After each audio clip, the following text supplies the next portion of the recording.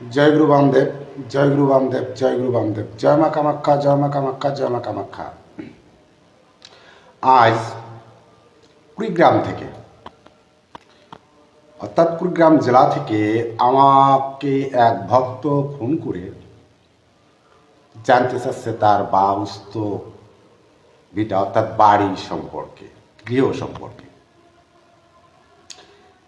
এই বিষয় নিয়ে আমি আসলে যেটা দেখেছি যে আসলে ওই বাড়িতে কোনো না কোনো ক্রিয়া প্রয়োগ করা হয়েছে, যে ক্রিয়াটি ভালো না।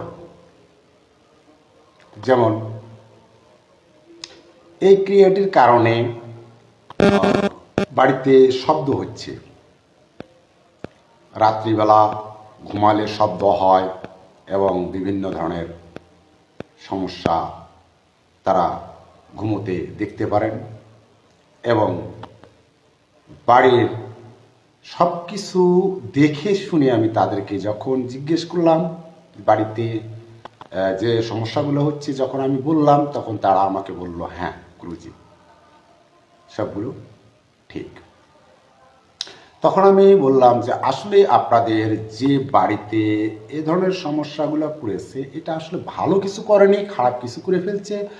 আর এর কারণে আপনাদের বাড়িতে এই সমস্যাগুলো, অর্থাৎ আপনাদের বাড়িতে দিকগুলো বন্ধ করে ফেলছে, যার কারণে হয়তো ওই বাড়িতে বিয়ে আটকে আছে, ওই বাড়ির অনেক কাজকর্ম আটকে আছে।